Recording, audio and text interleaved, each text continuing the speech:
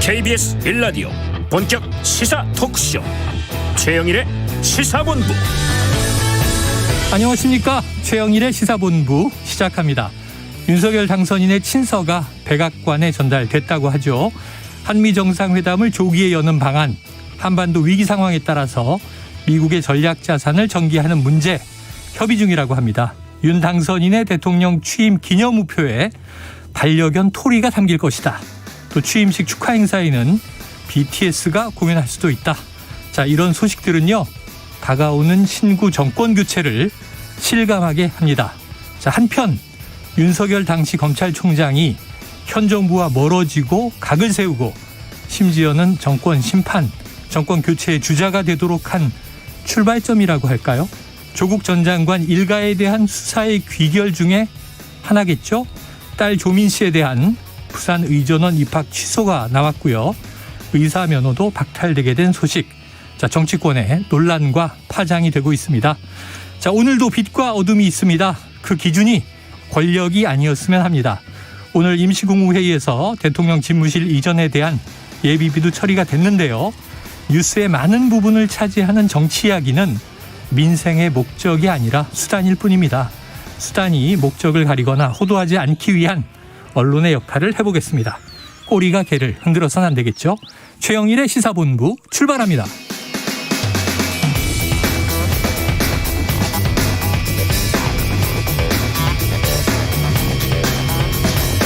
네, 1부에는요. 오늘의 핵심 뉴스를 한입에 정리해드리는 한입뉴스 코너가 기다리고 있고요. 2부 10분 인터뷰, 서울시장 출마 선언을 한 김진애 전 열린민주당 의원과 이야기를 나눠보겠습니다. 이어서 진격의 보수 사건본부도 준비가 돼 있습니다. 자, 청취율 조사 기간인데요. 여러분의 점심시간 함께하고 있는 이 최영일의 시사본부 잘 듣고 있다 답변해 주시면 아주 큰 힘이 되겠습니다. 한 입에 쏙 들어가는 뉴스와 찰떡궁합인 디저트송 신청 늘 기다리고 있으니까요. 오늘 뉴스에 어울리는 노래가 있으면 문자 샵 9730으로 자유롭게 보내주시기 바랍니다. 청취율 조사 기간에 선정되신 분께는 커피 쿠폰을 1+1으로 보내드립니다. 짧은 문자 50원, 긴 문자 100원입니다.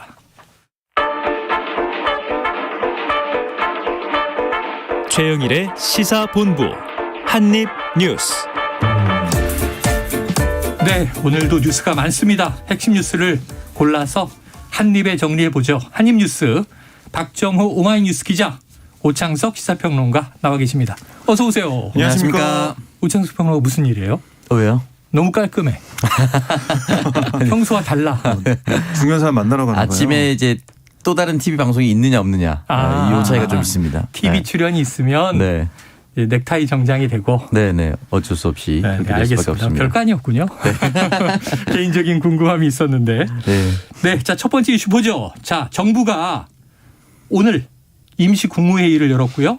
대통령 집무실 이전 비용을 결국 의결을 했고 통과가 됐습니다. 네, 그렇습니다. 원래 윤 당선인 쪽에서는 496억이 필요하다라고 요구를 했었는데요. 네. 오늘 통과된 지출안 360억입니다. 예비비 지출안이 의결이 된 거고요. 내용을 보면 행정안전부 소관이 176억, 국방부 소관이 118억, 대통령 경호처 소관이 66억으로 구성이 돼 있어요. 네. 그러니까 이 위기관리센터와 경호종합상황실 뭐 이런 안보의 필수적인 시설을 우선 구축하기로 했다라고 네. 설명하고 있는데 안보의 공백이 발생하지 않도록 하겠다. 이게 정부의 설명입니다. 여기에 소요되는 예산이 116억이다. 이 비용을 추계해서 이번에 통과시킨 거고요. 네. 국방부 지휘부서와 합동참모본부는 필수 안보시설 구축이 완료된 이후에 이전을 추진한다. 네네. 이렇게 설명을 했어요. 다만 지금 보면 이사비 일괄 계약 필요성 여러 가지 지금 진행돼야 될 부분이 있기 때문에 네. 국방부 이전 비용 전체 118억 원이 배정이 됐다라고 설명을 했고 일반 사무실 공사비와 전산 서비스 시스템 등에는 101억이 투입이 되고 대통령 관저로 사용될 예정인 육군 참모총장 공간 리모델링 비용 25억 이건 또 전액 반영이 됐습니다. 네네. 자, 이렇게 되면서 뭐 이 신구 갈등 이게 좀 일단락되는 게 아니라 얘기가 나오고 있는데요. 네. 오늘 김부겸 총리 얘기를 들어보면 대통령 집무실 이전 문제 이건 찬반을 떠나서 차기 정부가 판단의 몫이다. 네. 이에 대한 당선인 의지가 확실한 이상 결국 시기의 문제이지 이거는 진행될 수밖에 없다라고 설명을 했고 하지만 어떤 경우라도 안보 태세에는 작은 빈틈도 없어야 된다. 어떤 정부든 이건 기본적인 책무다라고 얘기하면서 향후 여러 가지 협의가 진행될 거지만 제일 중요한 건 안보다라고 강조했습니다. 네. 자, 그건 뭐 그동안 이야기 돼 왔던 것에 좀 이제 집대성인 것 같아요. 네. 처음에 시작할 때 문제는 5월 10일 집무를 용산에서 시작한다로 시작했기 때문에 그렇습니다. 이 기간과 예산 문제가 네. 터져 나왔고 결국은 이제 조율의 과정을 거치고 있는 건데 자, 남은 비용도 있습니다. 어떻게 될까요? 일단은 이 부분은 이제 새로 정부가 출범하고 나서 이제 책임을 져야 되지 않을까, 감당해야 되지 않을까라는 생각이 좀 드는데 기본적으로 이게 문재인 정부의 국정 과제가 아니었기 때문에 차기 당선인이 공약집에 들어가 있지 않은 갑자기 들어온 이제 공약이었다라고 네네. 볼 수밖에 없습니다. 적어도 장소에 대해서는. 네. 그렇기 때문에 그럼에도 불구하고 김부겸 총리나 문재인 대통령이 차기 당선인을 위해서 할 수 있는 만큼의 최선의 노력은 전 다했다라고 봅니다. 이 정도는.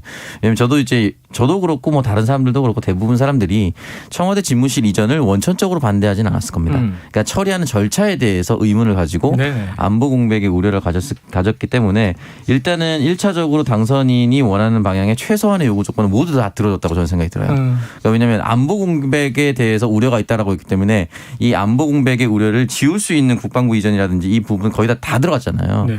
그렇기 때문에 이 부분에 대해서 현재 정부는 다 해줬고 마지막으로 이제 어디로 어떻게 리모델링을 하고 어떤 모습을 그릴지는 조금 더 천천히 갈 수밖에 없지 않을까. 만약에 용산을 한다라고 한다면 용산을 2000년대 초반부터 개발하자라고 했었던 많은 대학교의 교수와 학자와 연구진들은 일단은 오염 정화 사업이라든지 공원 사업이라든지 또 입찰은 어떻게 할 것인지 조감도는 어떻게 나올 것인지 이런 부분 자체가 최종 결정이라는 것은 미군이 다 나가고 난 이후부터라도 한 7년이 걸린다라고 얘기를 하니까 네네.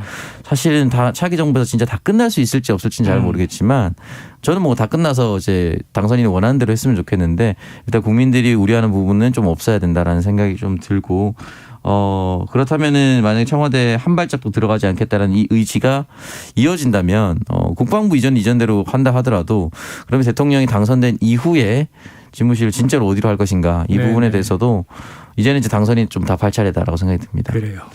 자, 이게 항상 말이 먼저 나오면 의견들이 더해지고 시끌시끌해지죠. 네. 이제 인수위에서부터 조용히 검토하다가 취임 딱 하고 자, 집무실을 이전하겠습니다 하는 계획을 딱 발표했으면 문제가 없었을 텐데 이 정권 교체기이기 때문에 집행은 현 정부 해야 되고 그러니까 안보 공백이 우려된다. 이 브레이크 거는 듯 하면서 갈등이 발생했던 건데 어쨌든 뭐 봉합돼 가는 추세다. 이제 시간이 중요한 게 아니라 잘 이전하는 게 중요하겠죠. 그렇죠. 야, 이사 비용만 100억 원이 넘습니다. 어마어마하네요. 국가기관 시설이니까. 네. 그리고 뭐 이게 시스템도 다 새로 깔아야 되고요. 네. 그러니까 뭐 책상하고 컴퓨터만 들어간다고 되는 게 아니라 네네.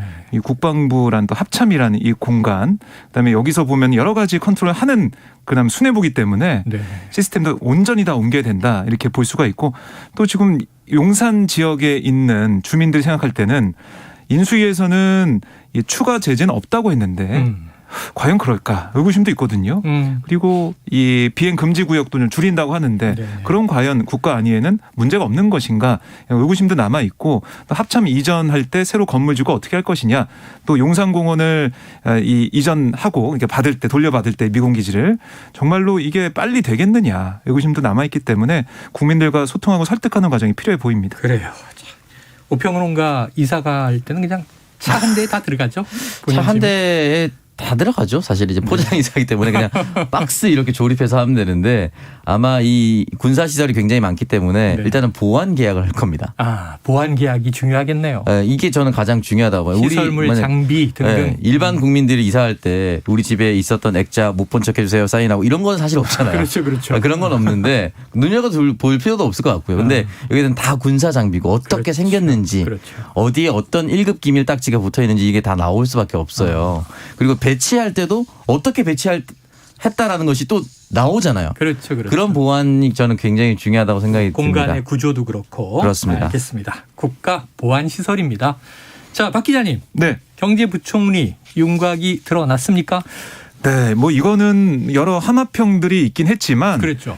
기존 언론들이 계속해서 주목해왔던 그 인사가 이번 주 아마 금요일이나 일요일쯤에는 지명되지 않을까 생각이 드는데요. 네. 바로 추경호 의원이 경제부총리로 유력하게 지금 떠오르고 있습니다. 그러니까 추경호 의원 같은 경우는 그동안 뭐 지금 인수위에서 기획조정 분과 간사를 맡고 있기도 하고요.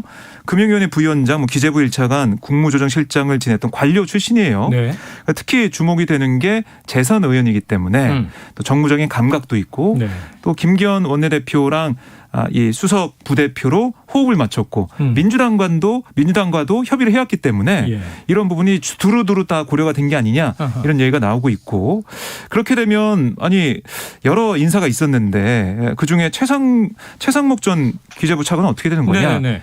금융위원장으로 갈 가능성이 크다. 네네. 이게 많이 나오고 있습니다. 이렇게 되면 어떻게 되냐 그려보면 한덕수 이 총리. 그다음에 추경호 부총리.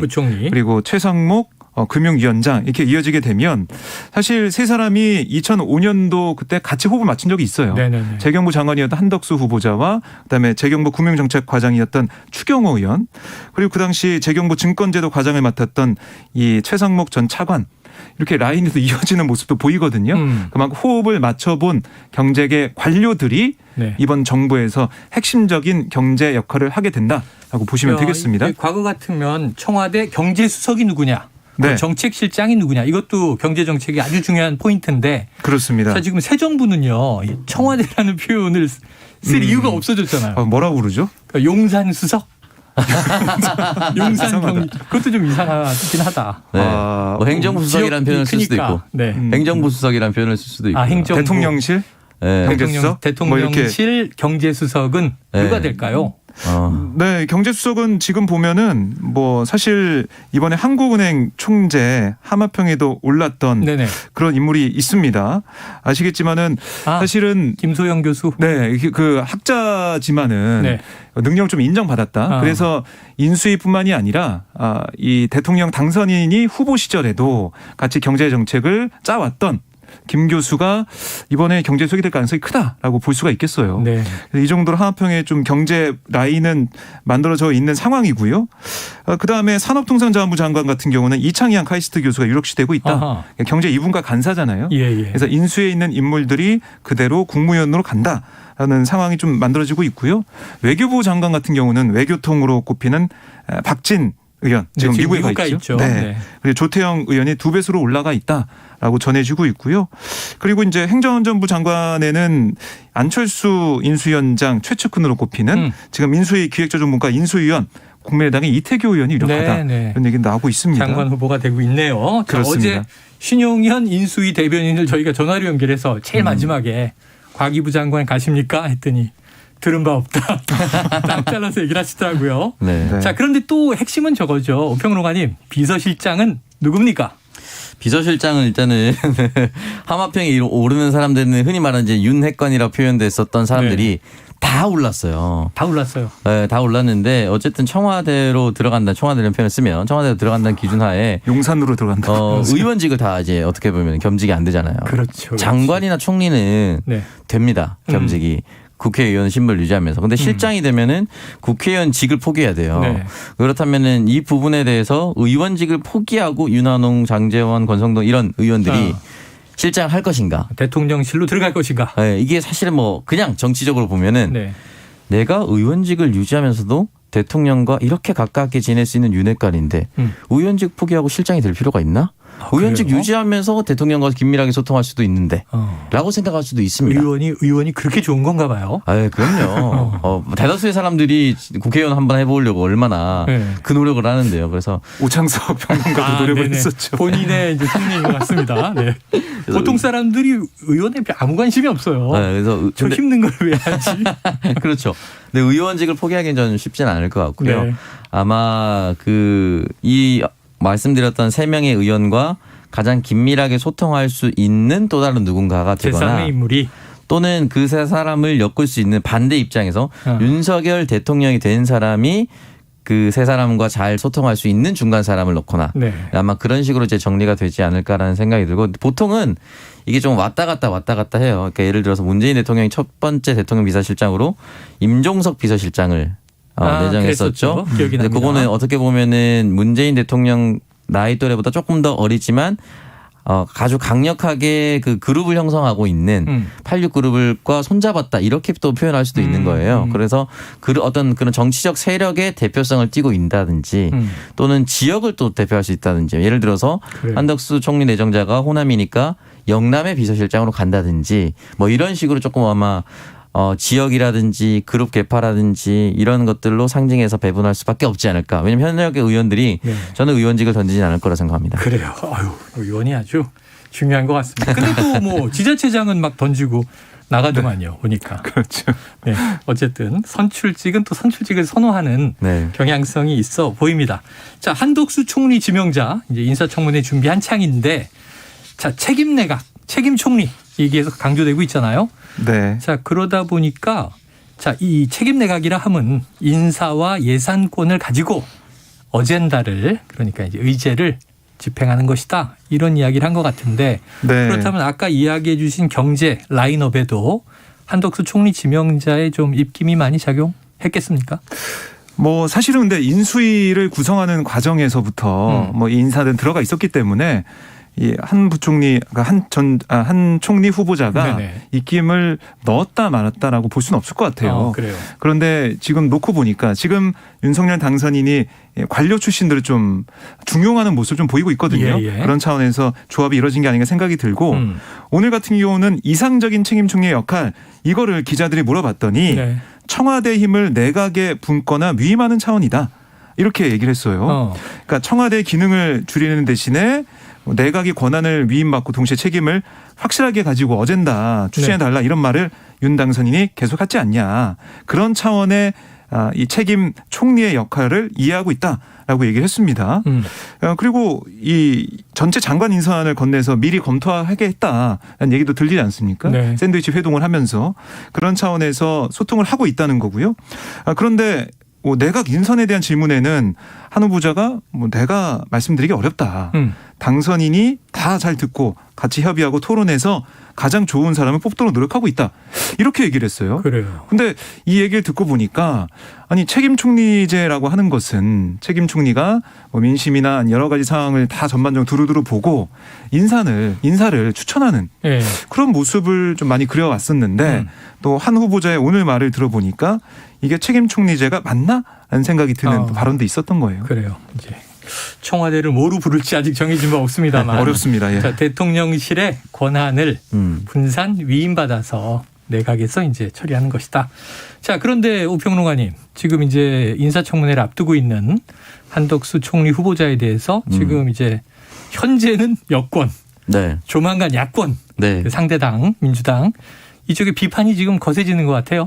네, 일단은 가장 중요했었던 가장 중요했다기 보기에는 어렵지만 어쨌든 김앤장 법률 고문으로 활동하면서 어제도 다뤘습니다만 18억 원 이제 네. 연봉. 그 연봉이 어느 정도 규모일 것이냐 이제 규모는 일단 나왔고요. 네네. 그렇다면 고문을 어떤 활동했느냐 하면서 한국일보 단독으로 나왔던 게 이제 SO일의 또 이사를 맡았었다. 네네. 근데 이제 이사는 또 겸직이 가능하다라고 하는데 예. 저는 중요한 게 그 기사의 내용이었던 것 같아요. 일단 이사회 참석률 100%였다고 합니다. 항상 나왔다. 개근. 이건 굉장히 중요한 거죠. 예. 어떤 공직자로서. 근데 중요한 건 개근에서 모든 사안에 대해서 SO를 위한 찬성표만 던졌답니다. 그래요. 그러면은 나에게 어떠한 급여를 주는 곳에만 따랐다라고도 볼 수가 있는 거예요. 어떤 사안인지는 모르겠습니다. 네네네. 그럼 비슷하게 적용해 보면 김앤장이 요구하는 그 어떤 것들도 다 들어줬다라고도 볼 수가 있겠죠. 예스맨이다. 그러니까 이제 도덕적 잣대라든지 국민들의 지탄을 받을 수 있는 부분이라든지 이런 것들과 무관하게 나에게 녹을 주는 곳에 충성을 한다. 이렇게 볼 수도 있는 거예요. 네네.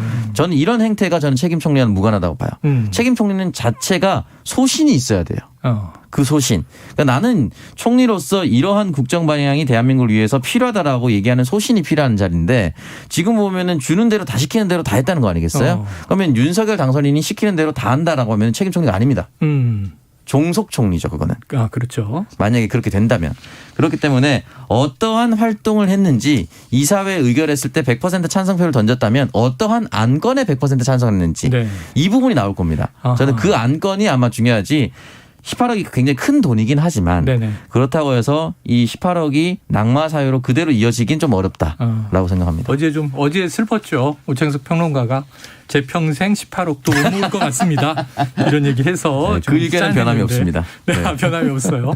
자, 한편에 김종현 대표하고 박용진 의원도 강한 비판을 쏟아냈네요. 네, 김동연 대표 같은 경우도 사실은 경제부총리 출신이잖아요. 그렇습니다. 고위 관료였습니다. 그래서 여러 가지로 비교가 되는 부분이 있는데 오늘 라디오에서 어떤 얘기를 했냐면 저는 그런 제의를 모두 거절했다. 보기 좋은 모습이 아니다. 라고 거의 직격탄을 날렸습니다. 네네네. 그러니까 이게 공직을 오래 했지만은 퇴임 후에 일체 경제적 수익을 올리지 않는 게 국민에 대한 도리라고 생각하고 살아왔다. 또 그런 이렇게 입장도 있네요. 얘기까지 네. 하면서 한덕수 후보자를 겨냥을 했죠. 그러니까 국민들이 볼 때는 공직자의 어떤 역할이나 그다음에 뭐 품행이나 이런 것도 보잖아요. 그렇죠. 김동연 대표는 나는 이렇게 잘 지켜왔는데 한덕수 후보자는 이것과 다르게 뭐 돈을 쫓아간 거 아니냐 이런 비판을 한 셈입니다. 공직 같다, 기업 같다, 공직 같다, 기업 같다. 이제 자 이게 뭐 문제가 없는 것이냐 있는 것이냐. 지금 오창석 평론가는 예스맨만 한 거 아니냐. 네. 네. 그리고 민주당 의원들 취재를 해보면은 뭐 박용진 의원도 오늘 그런 얘기 했지만은 로비스트 아니었냐 이런 얘기도 하고 있어요. 네네. 그러니까 기업을 위해서 로비스트 역할을 정부에다가 한 거 아니냐. 네. 정부 고위관료 출신으로. 그런데 만약 한덕수 후보자가 총리가 된다면 그럼 로비스트 역할을 또 만약에 정부에 가서도 보이면 어떻게 하느냐. 이런 우려까지 하더라고요. 그래서 그래요. 이것들은 뭐 발목 잡기로 비칠 정도로 뭐 무작정 아무 근거 없이 반대할 수는 없지만 철저히 따져야 되는 부분이다. 네. 이렇게 얘기하고 있습니다. 국민들의 궁금증이 커지면 인사청문회에서 꼭 다루어져야 할 이슈다 이런 생각이 드네요. 자, 지금 12시 42분을 향해 가고 있습니다. 점심시간 교통 상황 알아보고 오죠. 교통정보센터의 유하영 리포터 나와주세요. 네, 이 시각 교통정보입니다. 영동고속도로 강릉 방면 안산분기점에서 북수원 나들목까지 밀리고요. 강원권은 비교적 수월합니다. 경부고속도로는 서울 방면 시구간 진입이 어렵습니다. 수원에서 신갈 분기점까지 밀리고요. 달래내에서 반포까지 8km 막힙니다. 반대 부산 쪽으로는 경기권 정체가 긴데요. 한남에서 반포까지 밀리고 죽전에서 수원까지 7km 막힙니다.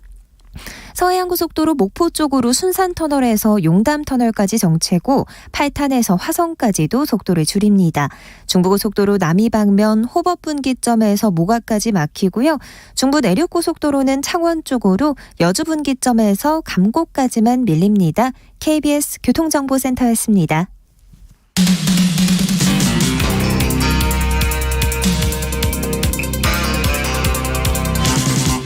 최영일의 시사본부. 네, 오늘 아침 인수위 브리핑을 보니까 이제 처음으로 배현진 대변인이 등장을 했는데 어제 사퇴한 김은혜 전 대변인 네. 이제 선거 출마를 공식화했나요?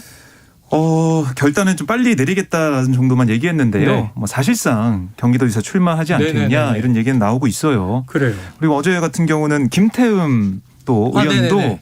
원내대표 출마하지 않겠다라고 얘기했지 충남지사 출마하겠다는 얘기는 또 안 했거든요. 예. 뭐 출마 기자회견 아마 잡을 걸로 보이는데 이렇게 되면서 결국에는 이 두 사람이 경로를 튼 거잖아요. 그렇죠. 김태흠 의원은 원내대표 1년 동안 준비했는데 경로 틀었고 그리고 김은혜 대변인 같은 경우도 전 대변인 같은 경우도 지금 이렇게 좀 나오는 상황이 됐는데 결국에는 여기에 윤석열 당선인의 이 의중, 그러니까 윤심이 작용한 게 아니냐. 이른바 윤심. 네, 윤심.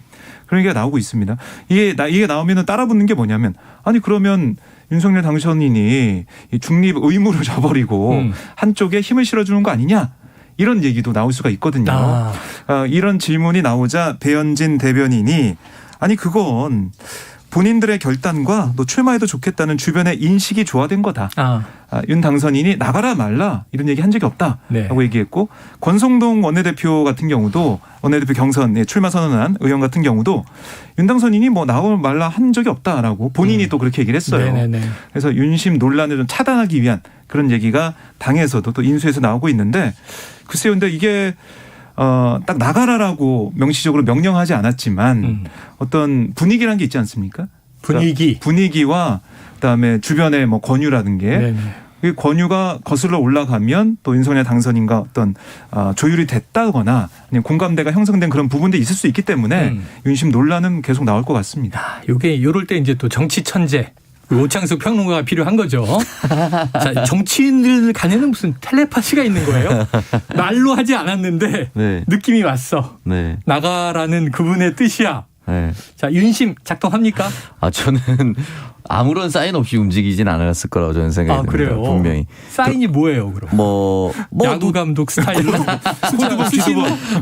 내가 기자들 앞에서 기자들 썼을 때 귀를 만지면 나가세요. 네. 그런 거구나. 뭐 그렇지는 않을 것 같고요. 아마 네. 대리인을 통해서라든지 직간접적으로 저는 분명히 있었을 것이다. 왜냐하면 적어도 저는 김태흠 의원 같은 경우는 원내대표 후보군이었기 때문에 그렇죠. 빠지는 순간 권성동 의원이 쉽게 당선될 수 있는 구도가 돼버립니다. 유력해지니까. 굉장히 유력해집니다. 그래서 거의 뭐 추대라는 전망도 나오더라고요. 네, 만약에 권성동 의원에게 도전할 사람이 없으면 추대 분위기로 갈 수도 있고 네.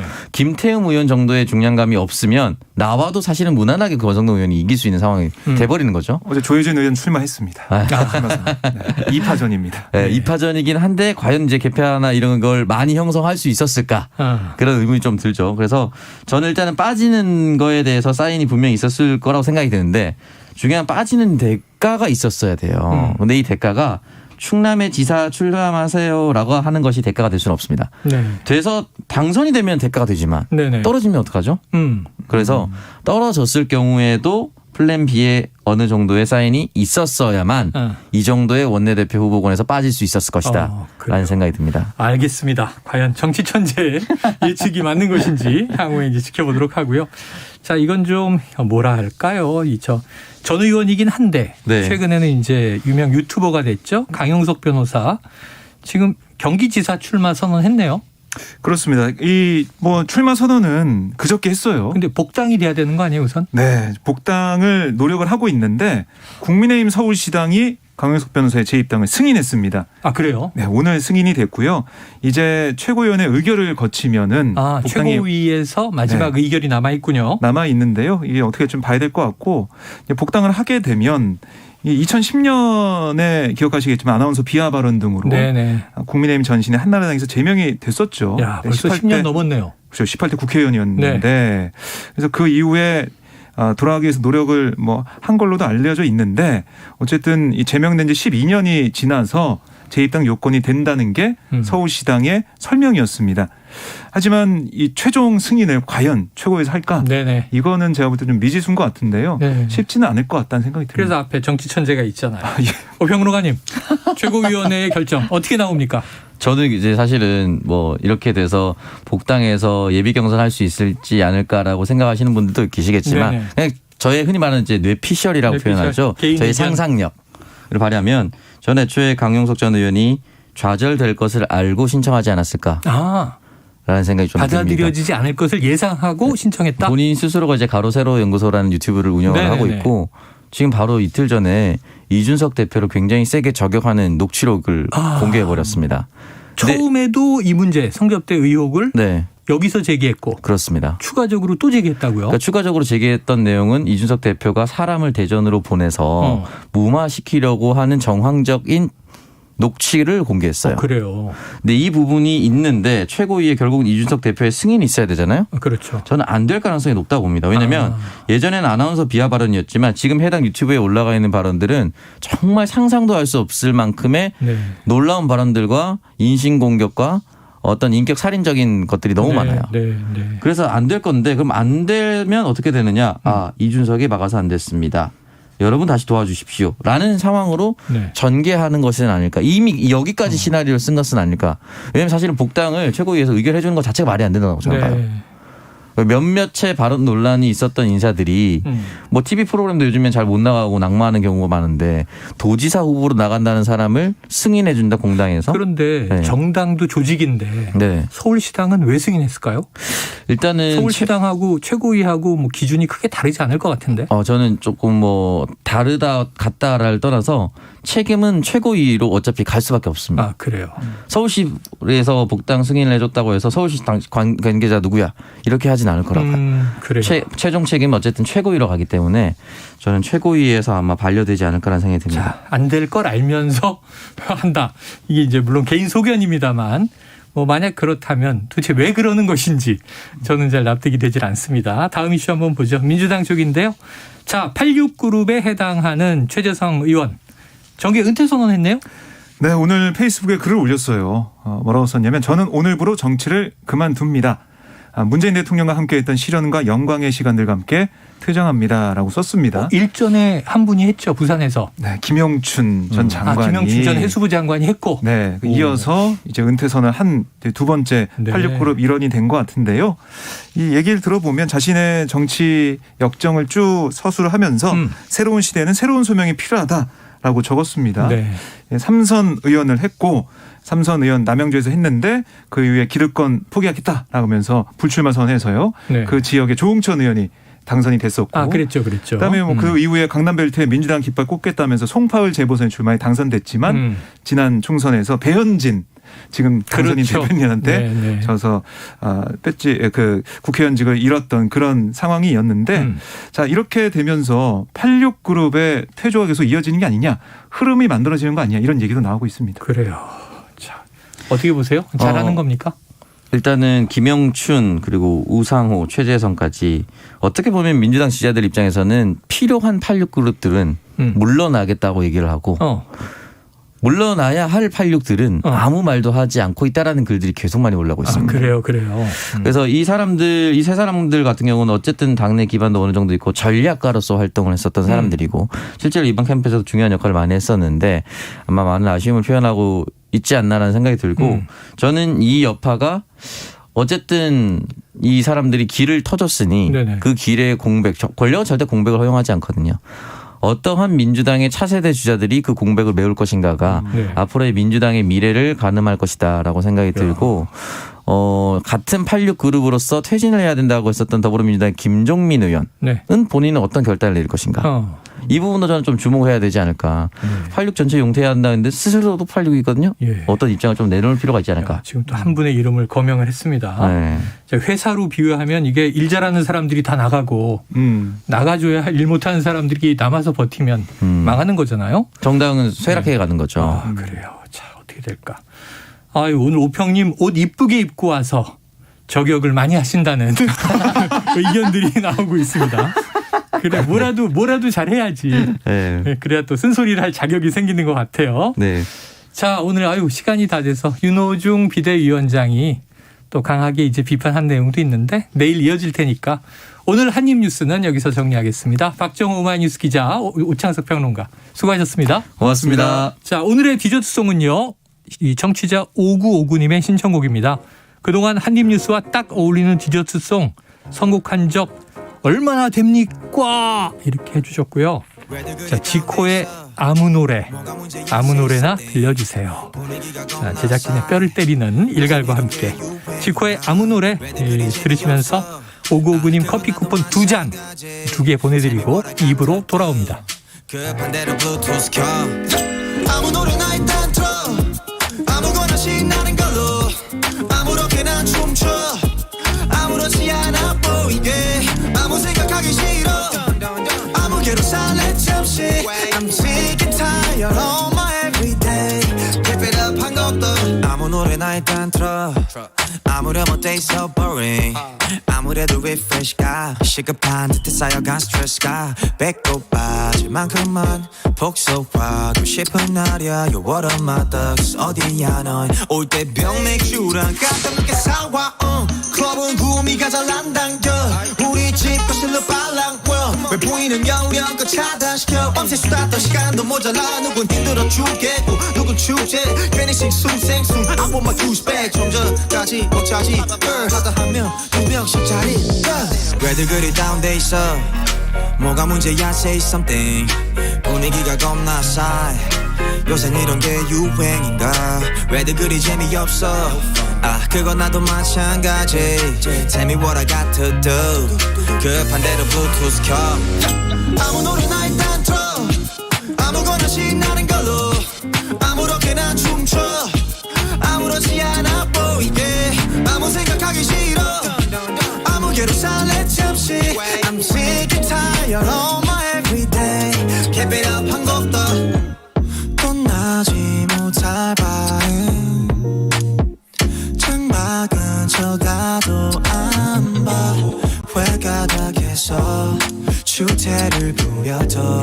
No worries at all 이미지왜 챙겨 그래봤자 우리끼린데 늦기 전에 my past bet 20대가 얼마 남았어 편한 옷으로 갈아입어 You look nice get 'em high 얼핏 보면 그냥 코미디 이렇게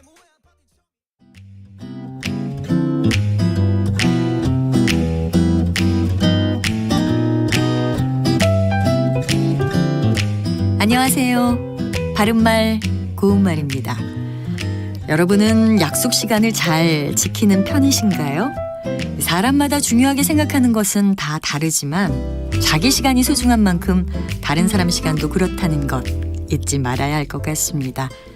우리가 약속 시간을 아주 잘 지킨다고 할 때 나는 약속 시간을 1분 1초도 어기지 않는다 이렇게 말할 때가 있죠. 1분 1초에서 분과 초는 시간과 관련된 단위인데요. 일반적으로는 숫자 뒤에 단위 명사가 오면 띄어서 쓰는 것이 맞지만 이 경우에는 1분 1초가 한 단어로 돼 있기 때문에 모두 붙여서 씁니다. 1분 1초는 1분과 1초라는 뜻으로 아주 짧은 시간을 이르는 말이지요. 그래서 1분 1초라도 아껴 써라 같이 표현하기도 합니다. 또 1분 1초를 일각 1초라고도 합니다.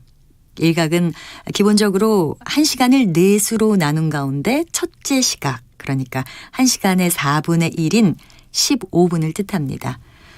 나는 앞으로 일각만 더 기다리다가 갈 생각이야.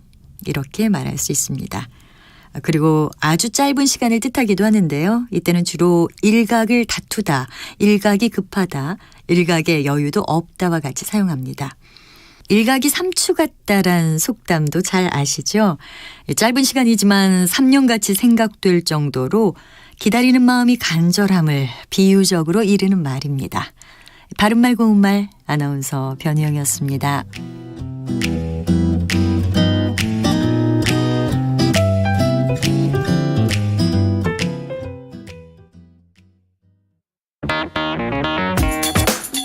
시사는 뜨겁다.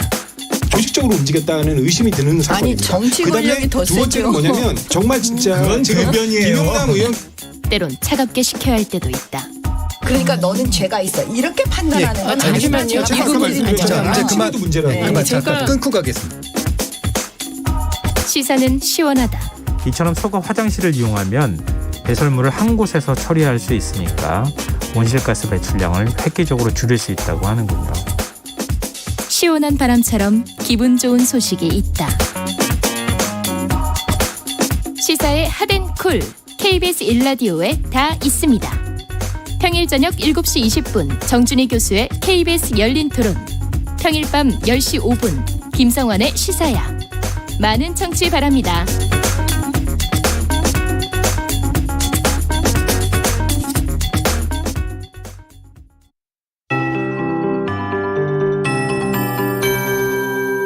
KBS 58분 날씨. 봄햇살이 따뜻한 한식입니다. 날씨는 좋지만 대기가 매우 건조해서 산불 등 불이 나지 않도록 조심하셔야겠습니다. 내일 새벽부터 오전 사이에 곳곳에 비가 조금 내리겠지만 양이 1mm 안팎으로 무척 적겠고요. 빗방울 정도만 떨어지는 곳도 있어서 건조함은 당분간 계속 이어지겠습니다. 현재 서울과 대전, 강릉, 대구를 비롯한 전국 많은 지역에 건조주의보가 발효 중이고 내일 오후부터 봄바람이 점차 강해지면서 특히 강원 산지와 경북 북동 산지에는 돌풍이 불 때도 있겠습니다. 불씨 관리에 각별히 신경을 쓰시기 바랍니다. 오늘 하늘은 전국이 대체로 맑겠고요. 미세먼지 농도는 대부분 보통 단계를 보이겠지만 경기 남부 등 일부 수도권은 대기 정체로 인해 낮 한때 나쁨으로 오를 수 있겠습니다. 한낮 기온은 서울 16도, 광주 21도, 대구 22도 등으로 어제와 비슷하거나 조금 더 높아 포근하겠는데요. 밤이 되면 다시 빠르게 쌀쌀해지면서 일교차가 15도 안팎으로 무척 크게 벌어지겠습니다. 금요일부터 주말까지는 대체로 맑은 가운데 기온이 크게 올라서 주말에는 5월 중순만큼 따뜻한 날씨가 나타날 전망입니다. 현재 서울의 기온은 15.5도, 습도는 33%입니다. 송소진입니다.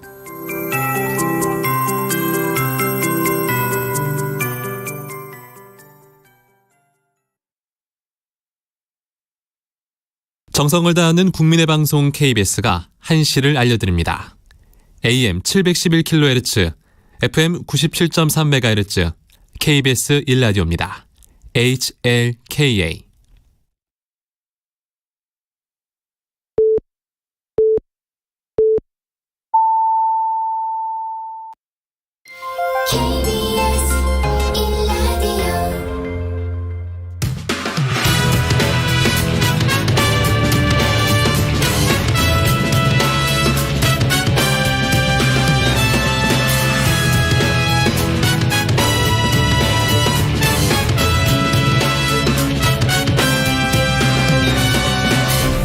KBS 1라디오 최영일의 시사본부.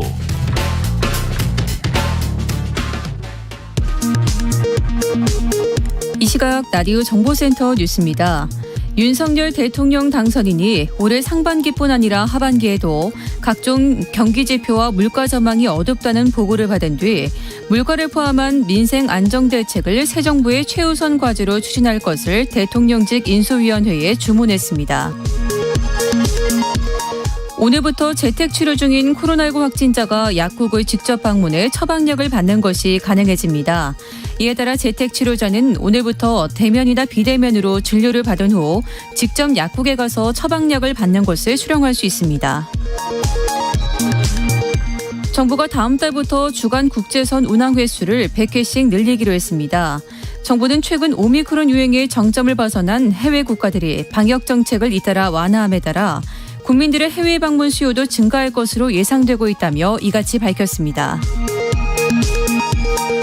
우리 조선업계가 지난 1분기 전 세계에서 발주된 선박의 절반 이상을 수주해 세계 수주 실적 1위에 올랐습니다.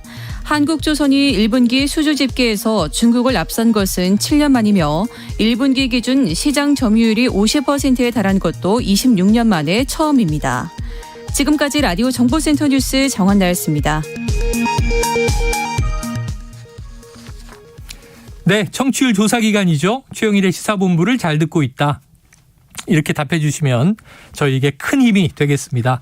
이 기간 동안 저희 시사본부는 특별히 치킨본부를 신설을 했습니다. 방송 의견 문자로 보내주신 분 중에서 추첨을 통해서 맛있는 치킨을 보내드리도록 하겠습니다. 짧은 문자 50원, 긴 문자 100원이 드는 샵 9730으로 의견 많이 보내주시기 바랍니다.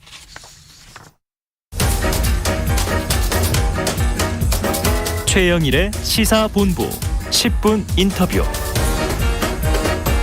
네, 이제 화제 이슈를 콕 짚어보는 10분 인터뷰 시간인데요. 자, 민주당에서 이 서울시장 출마 카드를 두고 내부 갈등, 내홍이 표출되고 있죠. 자, 어떤 인물이 구원투수로 부상하게 될 것인가. 자, 첫 번째로 서울시장 출마 선언을 한 분입니다. 김진에너지. 자, 김진애 더불어민주당 서울시장 예비후보가 스튜디오에 나와 계십니다. 어서 오세요. 네, 안녕하세요. 네, 청취율 올려드리러 나왔습니다. 아, 청취율 조사 기간에. 네. 자, 저희가 지금 뭐 트래픽이 확인이 됩니다. 자, 지난번에 네. 김진 에어컨이셨잖아요.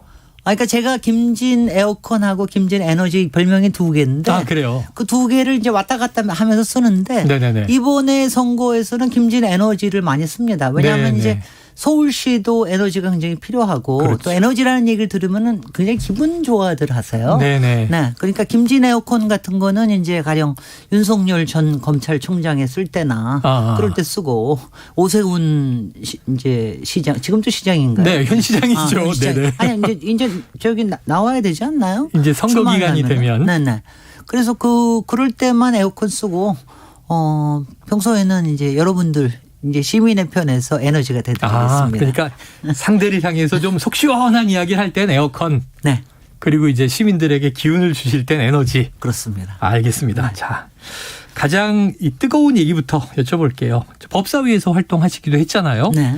자, 한동훈 사법연수원 부원장에 대해서 검언 유착 무혐의 결론이 났습니다. 네. 어떻게 보셨습니까?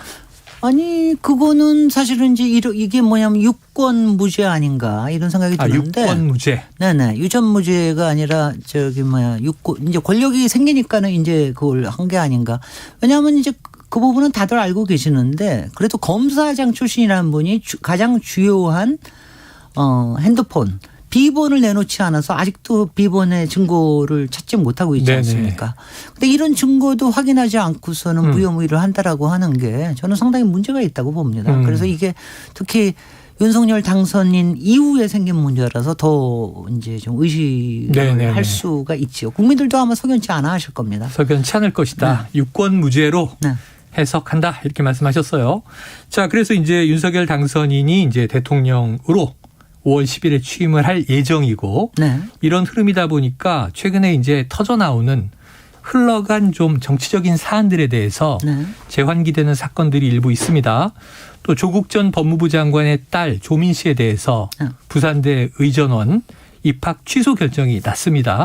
근데 이게 7개월여를 끌다가 결론은 대선 이후에 나오다 보니까 또 신구 권력 이양에 대해서 대학도 눈치 보는 거 아니냐 이런 얘기도 있는데 어떻게 보세요? 아니, 그러니까 모든 사람들은 눈치를 보지 않을래야 할 수가 없죠. 저는 그게 본다? 그 세상에 일어나고 있는 일이니까. 그리고 대법원 판결까지 났기 때문에 부산대에서는 이제 나름대로 할 수 있는 걸 하는데 원천적으로 상당히 이런 사소한 일을 가지고 이렇게 일을 키워서 이렇게까지 해야 되나 이런 거에 대해서는 또 국민들이 야 이게 저게 내일이었으면 어땠을까. 과연 조국 전 장관이 법무부 장관이 아니었어도 이랬을까. 또 당시에 윤석열 전 검찰총장이 거기 있지 않아도 이런 일이 생겼었을까. 이런 부분에 대해서는 의아해 하시는 분들이 굉장히 많다고 저도 생각을 합니다. 그래요. 알겠습니다. 자, 이제 본격적으로 서울시장 도전하셨으니까 여쭤보면 공식 출마 선언하시고 일주일이 지났어요. 그럼 어떻게 준비하고 계십니까? 저는 준비가 다 됐습니다. 저는 작년에도 저는 완벽하게 준비가 다 되어 있는 게 지난해 재보선 때도 나오셨으니까. 재보선 때 열린민주당의 서울시장 후보였고 또 후보 단일화를 더불어민주당하고 해서 당시에 박영선 후보가 이겼죠. 그래서 제가 그때 국회의원직 10달 만에 제가 국회의원직으로 사퇴하는 이런 일까지 했습니다. 그리고 지금 김의겸 의원이 들어간 거고요. 그리고 지난 1년 동안도 저는 뭐 서울에 대해서는 평소에도 항상 공부를 하고 있으니까 지난 또 1년 동안 여러 가지 오세훈 시장이 어떻게 하고 있는지도 잘 분석을 해놨고요. 그리고 공약도 다 만들어놨고 프레젠테이션만 이제 상대에 따라서 어떻게 할지 그만 생각을 하고 있는데 근데 하나도 상대가 안 나오는 거예요. 그러니까는 전혀 달아오르질 않으니까 그러니까 굉장히 속상해하고 있는데 근데 저는 이제 민주당의 지금은 이제 송영길 지금 의원이 나오신다고 하는 거 오늘 보니까 등록하신다 이렇게 얘기를 하시는데 뭐 이것 때문에 분란도 많고 그렇지만 저는 좀 비겁하다는 생각을 좀 했어요. 왜냐하면 서울시장에 관심이 없는 사람은 없습니다. 사실은 이제 여러 사람들이 있어요. 그런데 왜 이렇게 재고 빼고 눈치 보고 하느냐. 물론 저는 사실은요. 저도 물론 이제 우리가 지고 난 다음에 어떻게 하느냐를 고민을 했습니다. 그런데 저는 닷새 만에 결정을 했어요. 닷새가 언제였냐 하면은 윤석열 당선인이 광화문 시대가 아니라 용산 시대로 하겠다라는 거 할 때. 처음 얘기 나올 때. 그때 이거 수상하다. 그러면서 이제 그때부터 준비를 이제 출마 선언 막 하기 시작을 했고 완전히 결정을 한 거는 10하루 만에 제가 정확한 날짜 당선인 10하루 만에 그 용산 그 눈속임 조감도 가지고 윤석열 후보가 나와서 일요일 오전이었죠. 당선인이 나와서 용산 시대를 하겠다. 그쪽으로 국방부 건물을 쓰겠다. 이때 했을 때 저는 딱 마음의 결정을 했습니다. 이거는 그냥 놔둘 수 없다. 이건 나서야 된다. 그리고 이걸 하는 데는 서울시의 역할도 굉장히 중요하다. 이럴 때 여러분께서도 왜 국무회의에서 제가 왜 법사위에서도 손 들고 얘기하는 거 보셨죠? 맞습니다. 손 들고 김진 에어컨 바람을 했는데 서울시장은 유일하게 국무회의에 들어가죠? 수 있는 위치입니다.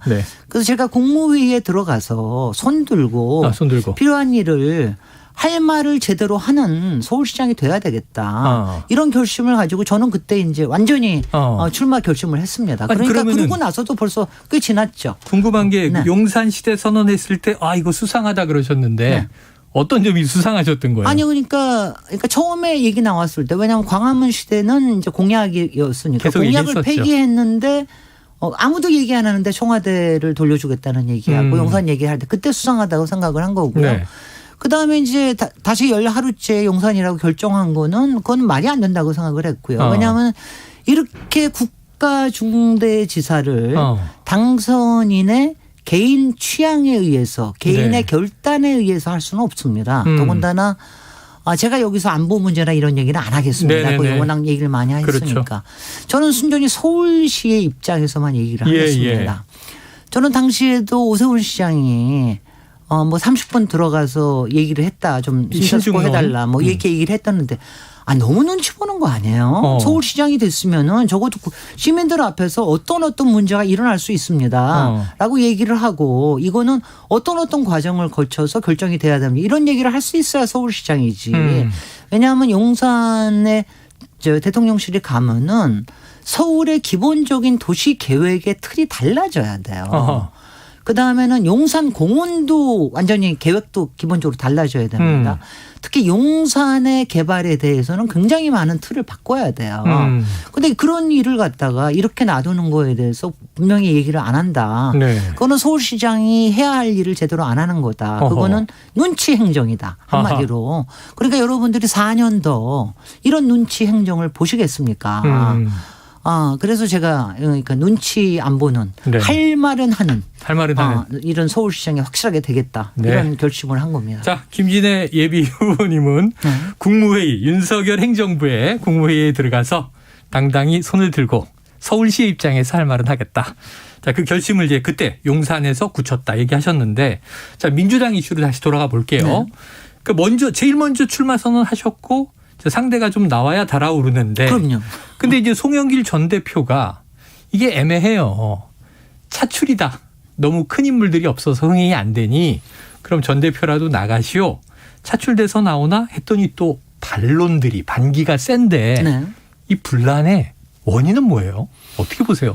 일단 저는 별로 얘기하고 싶지 않고요. 네네. 저는 뭐냐면은 저는 그냥 이렇게만 얘기하겠습니다. 일단은 추대라든가 차출이라든가 이런 말 자체가 나오는 거는 굉장히 솔직히는 부끄러운 일이고요. 더구나 민주당에 인물이 없는 것도 아니고 특히 저같이 최적의 서울시장감이 있는데도 1년 전에 준비되신. 그리고 마치 유령처럼 취급하고 이러는 것도 부끄럽고요.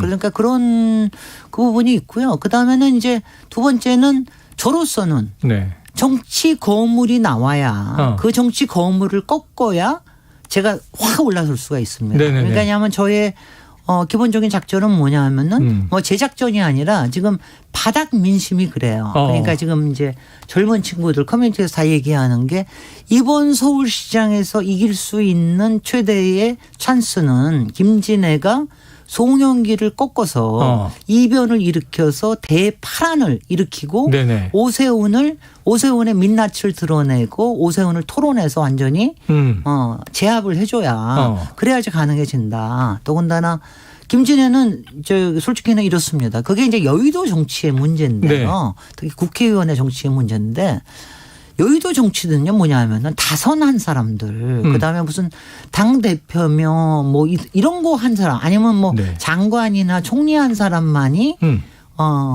이게 뭐가 있다 경륜이 있다 그러는데요. 서울 시민들은 그런 사람들 안 좋아해요.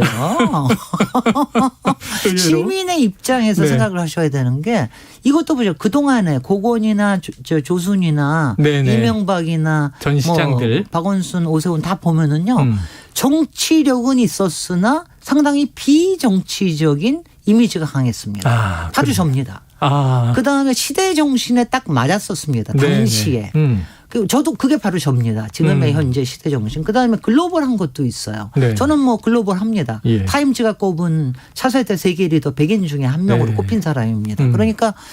그러니까는 아니 이렇게 유력한 인물이 있는데 거기다가 저의 삶의 스토리는 사실은 저는 대중적인 셀럽이거든요. 그러니까 뭐 가령 제가 출판도 많이 했고 작가시기도 하잖아요. 방송에 많이 나갔고 또 알쓸신잡 그래서 나가서 그렇고 그러니까 제가 대중적으로 모든 택시 기사님들이 제 목소리를 알아보시거든요. 목소리가 또 독특하세요. 왜냐하면 워낙 방송을 많이 들으시니까 그러니까 이런 거는 하나도 모르면서 자기네들 여태까지 했던 그 이른바 그 완장들 몇 선 했다. 그 완장 가지고 서울 시민의 마음을 얻으려고 하는 거 그거는 저는 네. 안 될 겁니다. 그래서 김진애가 필요합니다. 자, 그러면은 지금 아까 비겁하다 네. 얘기하셨는데 네. 당내에 다 서울시장에 관심은 있어요. 네. 근데 재구 있어요. 네. 그럼 이제 송영길 전 대표 이제 나오는 거는 기정사실화 된 거죠. 그런 것 같아요. 그럼 이제 꺾고 올라가면 네. 김진애가 뜬다. 그럼요. 또 다른 후보를 보면 누가 있을까요? 박영선 전 후보 나올까요? 여태까지 얘기 나온 게 박주민. 그다음에 의원. 박영선은 이제 이번에 다시 도전할까 아닐까? 네. 그다음에 정봉주 의원도 작년에 열린민주당에서 전환 경선했거든요. 봤습니다. 제가 네. 2대1로 이겼습니다. 2대1로. 아, 네네. 그럼 뭐 이렇게 나오신다는 분을 막을 필요는 전혀 없다고 생각을 하고요. 다 나와라. 네, 다 나오면 너무 많으면 예비 경선을 좀 하겠죠. 컷오프하는 거고. 컷오프로 하는 거로 하고 그래서 보통 한 3명 아니면 네. 4명 정도 해가지고 예. 본선을 하는 게 맞으니까는요. 그렇게 해가지고 경선을 붕업을 해야죠. 그러니까 경선을 붕업을 하는 게 굉장히 중요합니다. 네. 왜냐하면 더군다나 이번에는 그 2번을 찍고도 후회에 막급하시는 분들 많잖아요. 그죠? 그리고 아쉬워하시니까 서울 같은 경우가 4.9% 졌는데 네. 지금 더군다나 용산 졸속 이전 때문에 이게 얼마나 서울시의 악재인가를 네. 얘기를 잘해드릴 수 있는 사람은 김진애밖에 없어요. 제가 일부러 지금 많이 얘기 안 하고 네네네네. 있습니다. 그래서 그거를 얘기를 드리고 하면은 야, 저 사람 정도의 배포가 있어야 내공도 있고 배포가 있는 사람이 국무회의에 들어가야 되겠다. 그러니까 저는 용산 집무실 같은 경우에는 네. 저는 실제적으로 임시로 봅니다. 임시다? 임시 집무실이다. 저는 어떤 경우에나 지금 5년짜리 대통령이 결정할 수 있는 게 아니고요. 5년짜리 대통령이 결정한다 하더라도 공론화를 통해서 결정을 해야 되고 그 네네. 과정에서 서울시도 입장을 굉장히 많이 밝혀야 되고 특히 서울 시민이 밝혀야 되고 그러기 때문에 이거는 임시 집무실에 불과하다. 그러니까 지금 오늘 한 예비비 한 300억 정도를 네네네. 처리했죠. 국무회의에서. 하여튼 안보에 문제가 없는 상황에서 당선인이 저렇게 청와대를 못 들어가겠다고 하니 하루라도 못 들어가겠다고 하니 그거에 대해서는 어느 만큼 그냥 좀 문재인 정부가 좀 받아들여주는 네네. 정도 이런 정도로 보지 저는 지금도 졸속이라고 보고요. 예. 억지라고 보고요. 네네. 그다음에 서울시에는 악재고요. 그래서 이거는 임시 집무실에 불과하게 될 것입니다. 알겠습니다. 자, 민주당 내에 나올 사람 다 나와라. 경선판은 커질수록 좋다. 그럼요. 축제다. 네. 저는 그런 말을 했는데 송영길 대표가 이걸 독배를 마시는 심정으로. 맞아요. 그래서 저는 그렇게 비장하게 하시면 안 됩니다. 서울시장에 대한 도전은요. 저는 축배라고 생각합니다. 축배다. 축배를 한다는 거로 해야지. 이걸 네. 독배라는 심정으로.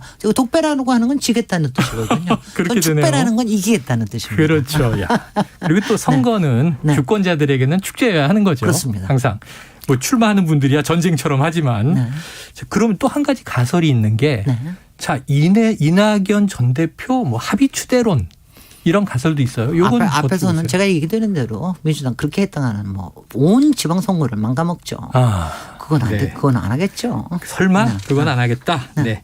자, 어제 오세훈 시장이 SNS에요. 청와대가 개방되면 경복궁을 거쳐 광화문 광장까지 연결해서 시너지 효과를 기대한다. 이렇게 밝혔어요. 도시 문제 전문가시잖아요. 그거는 완전히 이제 그러니까 순진하고 오세훈 시장은 순진한 거와 또 겉멋을 굉장히 좋아해요. 그래요? 그러니까 저는 겉멋 행정한다. 항상 폼 잡는 거 너무 좋아하고 그다음에 부자 행정만 한다. 이렇게 그리고 눈치 행정한다 이렇게 하는데요. 그거는 굉장히 나이브한 거고 지금도요. 네. 광화문에서 해가지고 청와대 앞까지 많이 갑니다. 왜 그런지 아십니까? 그 앞에서 굉장히 많은 집회들이 일어나요. 그러면 거기에 바로 경복궁 옆길을 따라서 사람들이 굉장히 많이 다니면서 뭐도 많이 사 먹고 많이 그래요. 네네. 이게 굉장히 중요하고 지금도 청와대는 연간 70만 명이 오픈되어 있는 공간이에요. 지금 오늘도 북악산을 개방을 하면 더 많은 사람들이 오게 되고 그럴 겁니다. 그래서 오세훈 시장, 저는 오세훈 시장도 상당히 말하자면 이준석과라고 생각을 하는데 그 나이브하고 너무 나이브해요. 그런 거 가지고서는 얘기하는 거 그건 정말 제가 제대로 붙어보겠습니다. 제대로 붙어보겠다. 네. 알겠습니다. 자, 청와대가 오늘부터 북악산 남측면 전면 개방하는 거 네네. 언급해 주셨는데 이게 김신조 사건, 69년도 사건 아니에요? 네네. 54년 만에 개방이에요. 네. 그런데 이제 문재인 대통령이 윤 당선인의 청와대 완전 개방 약속을 의식한 거 아니냐 이런 해석이 나와요.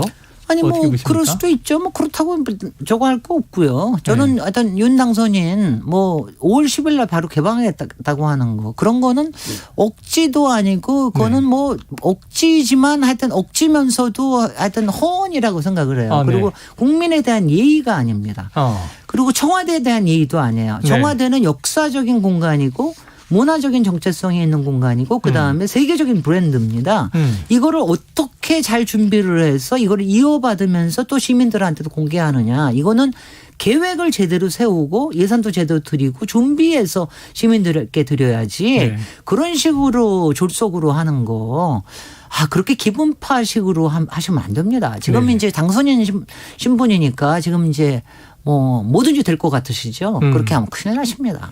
자, 이게 시간이 다 됐어요. 끝으로 짧게 한 가지. 만약에 향후 그럼 4년 이번 지방선거 이후 아까 시대정신 말씀하셨으니까 서울시장의 시대정신은 뭐가 돼야 되나요? 저는 지금 이제 가장 두 개만 얘기할게요. 네. 아무리 짧아도. 이게 지금 부동산 문제가 심각하다고 그러는데 사실은 부동산 문제가 심각하기보다는 그 중저가 주택이 꾸준하게 공급되게끔 하는 게 중요해요. 그래서 제가 이번에 제3의 진짜 개발이 필요하다. 네네. 너무 아파트 단지하고 영세만 나눌 게 아니라 그 가운데 하는 게 필요하다. 또 하나 필요한 거는 지금 GTX도 그렇고 새로운 산업들이 들어오면서 굉장히 세계화를 위한 거점들, 허브 거점들이 네네. 필요합니다. 용산도 그중에 하나고요. 네네. 이것들을 제대로 잘 해낼 사람은 김진애밖에 없어요. 그러니까 이거를 해내야지 우리의 서울의 앞날이 굉장히 중요해지고 네. 대한민국의 파워도 올라갈 수가 있습니다. 알겠습니다. 하겠습니다. 앞으로 네. 어떻게 민주당 내에서 경선을 치르시는지 오늘 작전 다 공개하셨어요. 지켜보도록 하겠습니다. 자, 지금까지 김진애 더불어민주당 서울시장 예비후보였습니다. 오늘 말씀 고맙습니다. 고맙습니다. 최영일의 시사본부는 여러분과 함께합니다. 짧은 문자 50원, 긴 문자 100원이 드는 샵 9730. 라디오 어플 콩과 유튜브는 무료로 참여하실 수 있습니다.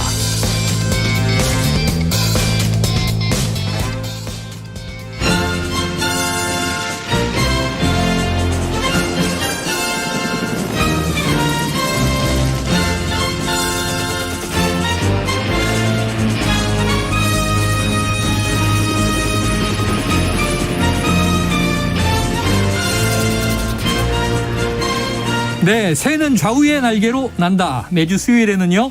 보수의 시각으로 현안을 들여다보는 진격의 보수 시간이 있습니다. 오늘 이현주 전 의원 그리고 항상 진행 도와주시는 임병빈 작가 나와 계십니다. 어서 오세요. 안녕하세요. 네, 오랜만입니다. 봄 느낌 나는데요. 네. 파스텔 톤으로 밝아지신 것 같아요. 네, 봄이죠, 봄. 지금 봄이죠, 봄. 벚꽃이 엄청 폈어요, 지금 여의도에. 여의도에. 네, 모르셨어요? 저도 간혹 보는데 네, 보면서 오랜만에 오셨군요. 네, 오랜만에 뵈니까 좋습니다. 네, 어디 다녀오셨어요? 아니에요. 잠깐 그냥 호캉스 쉬다 왔어요. 네. 대선이 힘들었어요. 네. 네. 자, 그동안 여러 가지 소식도 들려왔고 그랬는데 자, 지금 이 여러 가지 하마평에 거론되고 계세요. 자, 잘 되셨으면 하는 마음을 가지고 있는데 특히 사실 알고 보면 기업 분야 전문이시잖아요. 네, 사실 기업인 출신이죠. 기업인 출신이신 네. 거죠, 사실은. 근데 정치인으로만 지금 많이 알려져 그래서 있어요. 네네. 아니 연락 이제 오신 거 이현준 같은 경우는 네. 특히 어떻게 보면 이제 제조업 분야인데 네. 몸담으셨던 기업들이 이제 르노삼성이라든지 네. 뭐 네네. S-오일이라든지 이제 네. 굉장히 이제 한국 그 산업의 어떤 중추 역할을 했었던 그렇지. 제조업 네. 기업들 출신이어서 민주당 시절에는 그 얘기가 굉장히 자주 거론이 됐었는데 네, 국민의힘 그렇죠. 가시고 나서는 또 벤처 자문도 별로 많이 얘기가 안 했었고. 나오고 아니, 그럼 시사본부는 우리는 이제 직설적이니까 중기부 장관 가십니까? 그거는 이제 시켜줘야 가는 거죠. 네. 그렇죠. 임명을 받아야 되는 거니까. 네. 연락을 기다리고 계실 수도 있습니다. 자, 연락을 뭐 여러 주시기 가지 바라요. 하여튼 추천해 주시니까 감사합니다. 자, 임 작가님 오늘은 어떤 의제? 물어보고 싶으세요? 아무래도 지금 뭐 가장 주목을 받는 인물 하면 이제 한덕수 총리 후보자일 것 같은데요. 지난 주말부터 그렇습니다. 계속 그래요. 근데 이제 뭐 민주당이나 야당 입장에서는 지금 이제 공격 카드의 핵심으로 소위 이제 김앤장 회전문 취업을 들고 있는 것 같습니다. 그래서 이제 4년 정도의 시간 동안에 18억여 원 정도의 고액 연봉을 받았다. 이제 이런 게 청문회 쟁점이 될 것 같은데 좀 간단히 정리를 해드리자면 이렇습니다. 네. 문제는 뭐냐면 처음에 한번 김앤장에 이제 취업을 했었던 시절이 있습니다. 공직을 그만두고 이제 2000년대 초반에 김앤장 고문으로 갔다가 그 후에 노무현 정부의 부름을 받고 다시 공직으로 복귀를 했다가 그리고 이제 이어서 이제 이명박 정부의 주미대사까지 지내고 2017년에 다시 김앤장에 복귀를 했단 말이죠. 이러다 보니까 결국 공직에 갔다가 김앤장에 갔다가 공직에 갔다가 다시 김앤장에 갔다가 이제 이런 이 행태 자체가 일종의 회전문 취업 아니냐. 회전문 취업. 그렇습니다. 그동안 회전문 인사 그랬는데. 그런 이제 비판이 있는 것이고요. 그리고 이제 국민적 시각에서 봤을 때 1년에 5억 원이 넘는 연봉이 너무 좀 과한 거 아니냐. 그 정도 연봉을 받고 이 김앤장에 이 해준 일이 어떤 것이냐. 이제 이런 의문들이 좀 제기가 되고 있는 상태입니다. 그러면은 우리 저 이현주 의원님. 지금 기업인 출신이라는 걸 좀 전에 막 강조했으니까. 어떻게 보세요? 이 사안에 대해서. 네, 이게 제가 보니까 이게 이제 좀 과거랑 최근하고 많이 달라진 것 같아요. 그래서 이런 이제 그 공직의 어떤 윤리 문제 이런 것들이 특히 최근 한 몇 년 사이에 엄청나게 엄격해졌죠. 네, 그리고 이제 뭐 아시다시피 김영란법 문제도 있고 저도 사실 이제 회사 그만둘 때쯤 해가지고 그때 제가 윤리 규정을 만들었어요. 네, 그러면서 이제 나오면서 그거 만드는 바람에 제가 SOL에 자문을 못 하고 있거든요. 그래요? 네, 이해 충돌에 걸려가지고. 본인이 만든 그 규정 때문에 그만큼 엄격하게 강화되고 너무 있다. 그 사람들이 그러더라고요. 의원님이 만드셨잖아요. 그렇지. 그럼 또 할 말씀은 없으시겠네요. 그래서 이제 이게 우리나라 지금 과도기예요. 과도기. 그래서 굉장히 엄격하게 변해가고 있는데 그래서 지금의 시각으로 보면 이제 좀 비판할 지점들이 있는데 또 예전 분들 그러니까 특히 이제 과거에는 그런 분들이 사실 이렇게 엄격하지 않았죠. 그래서 이제 논란이 될 수는 있을 것 같습니다. 논란이 될 수는 있다. 이제 사실 기사에 댓글로 달리는 얘기들을 보면 2000년대 초반만 하더라도 연배가 지금이랑은 좀 달랐으니까 한덕수 총리 같은 경우는 그때는 복귀할 수도 있다라고 생각을 했을 가능성이 있는데 2017년에 이제 김앤장으로 다시 가셨을 때 같으면 이미 국무총리까지 지냈기 때문에 다시 공직에 복귀할 일이 있겠느냐 이렇게 생각했을 가능성을 제기하는 분들도 있습니다. 그러다 보니까 뭐 댓글들도 대체로 이제 부정적인 의견이 많아요. 부정 의견이 많다. 이렇게 왔다 갔다 하는 이 행보를 보면서 결국 김앤장이 주업이고 공직이 부업인 거 아니냐 이런 얘기가 있을 정도로 아마 야권에서는 이제 그 부분을 조금 더 집중해서 곧 야권이 될 민주당에서는 그 부분을 좀 집중을 해서 인사청문회 이제 검증의 칼날을 세우지 않을까 생각이 됩니다. 말씀하신 대로 과도기라서 무엇보다 민심이 제일 중요할 것 같아요. 네, 이번에 이제 뭐 다른 거는 큰 이제 흠결이 없으실 거예요 아마. 그러다 보니까 특히 이제 이런 것들이 부각될 수밖에 없는. 왜냐하면 다른 게 또 뭔가 확실한 게 딱 있었으면 그게 부각이 됐을 텐데. 주로 뭐 부동산, 병역 뭐 이런 게 있으면. 그렇죠. 근데 아마 그런 부분들은 그 동안에 많이 검증이 돼 왔었기 때문에 어쩔 수 없죠. 뭐라도 또 있으면 또 좀 맞아야죠 뭐. 또 이게 또 숙명이기도 합니다. 또 청문회 통과가. 근데 한덕수 총리가 이제 우리 87년 육공화국 헌정사에 흔치 않은 육군 병장 만기 전역 출신 총리거든요. 그런 부분들은 아마 이제 검증이 됐다고 이제 판단을 하고 특히 이 부분에 집중을 하지 않을까 싶습니다. 그래요. 알겠습니다. 자, 그런데 이게 김앤장이라는 어쨌든 우리나라에서는 제일 굴지의 이제 로펌이니까 2번 가는 거는 좀 이례적인 일인가요, 의원님? 어떤가요? 흔한 일은 아니겠죠? 뭐 흔하진 않죠. 사실 2번 가기도 쉽지 않고요. 2번 가기도 불러주지도 않죠.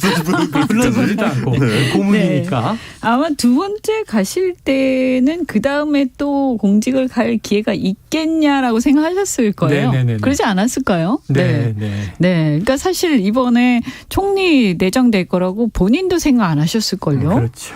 네. 근데 이제 어떤 면에서 보면 이제 이 여소야대잖아요. 그리고 또 정치인보다는 이제 관료 출신.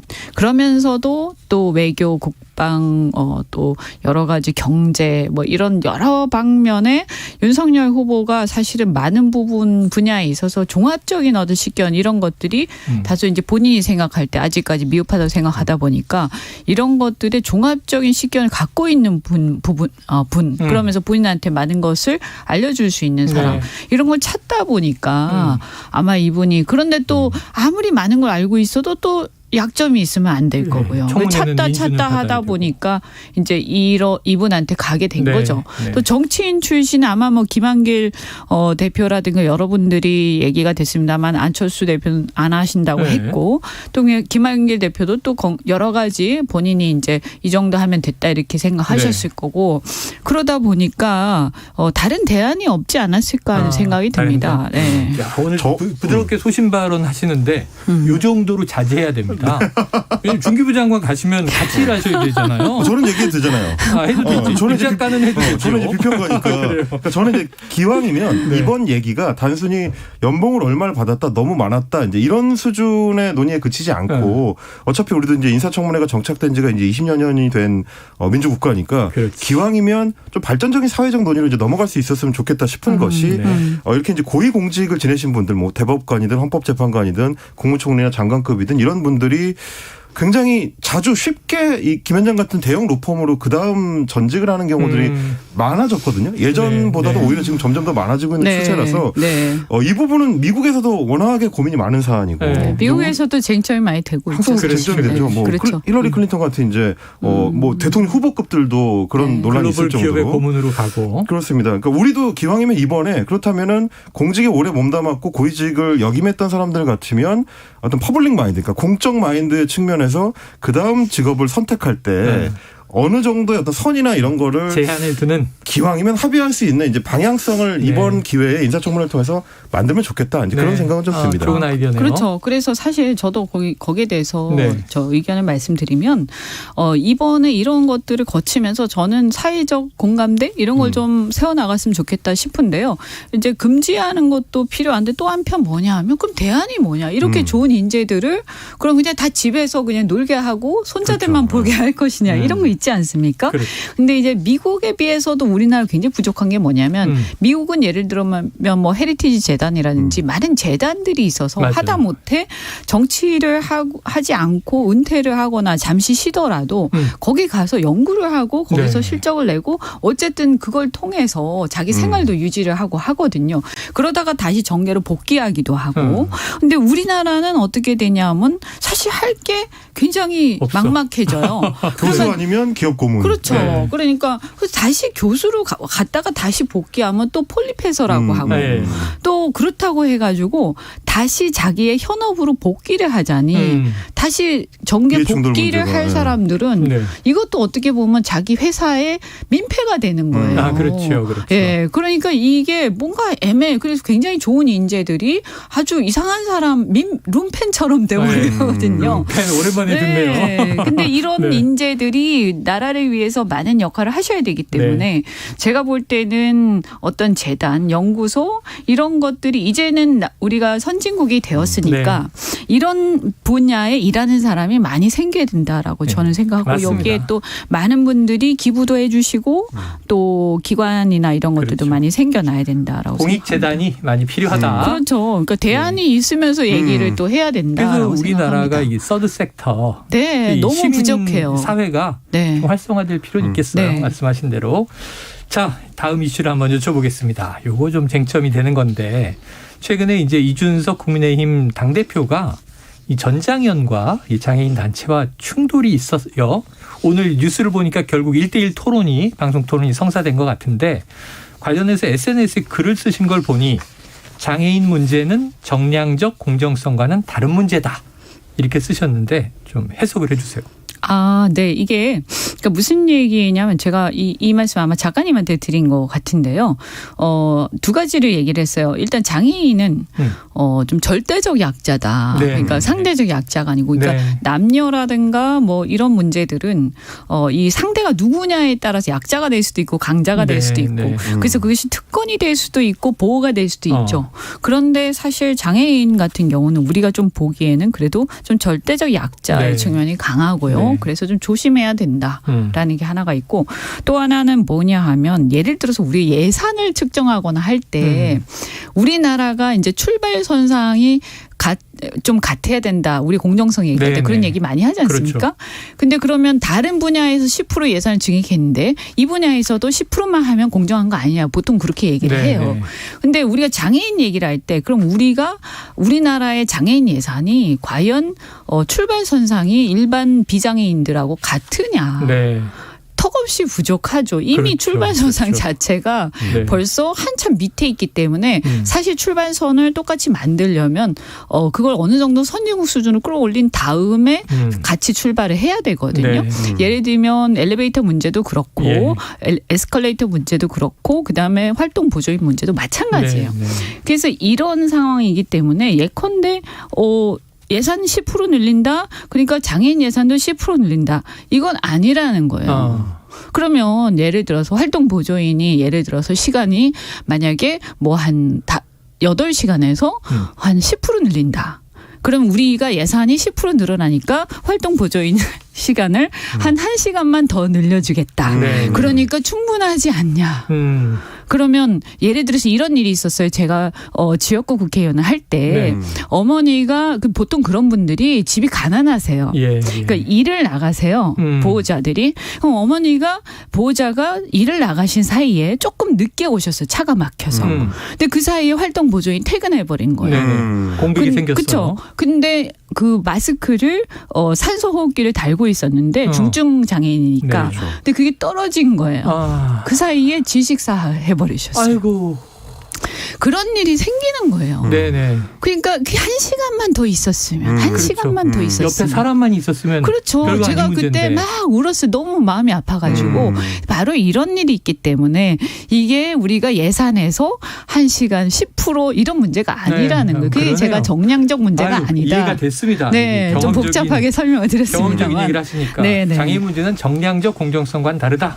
그렇죠. 자, 그러니까 최소한의 어떤 근본적인 인간적 존엄성을 보장해주기 위한 최소한의 수준을 해놓고 거기서 출발해야 된다라고 저는 생각하는데 우리나라는 아직 한참 멀었다라고 생각합니다. 저는 의원님께 이제 한번 여쭤보고 싶은 게 이겁니다. 최근 들어서 특히 이제 대선 끝난 이후에 이준석 대표가 앞으로 이제 어떤 정치적인 어젠다를 가지고 청년 대표로서의 이제 자신의 위치를 잡아갈 것이냐에 대해서 걱정하거나 이제 고민하는 분들이 많았는데 처음 잡은 이 정치적 타겟이 전장현의 이제 시위다 보니까 이준석이라는 젊은 정치인한테 많은 기대를 걸었던 시민들이 봤을 때는 과연 저게 우리가 기대했던 청년 정치의 진짜 모습인가?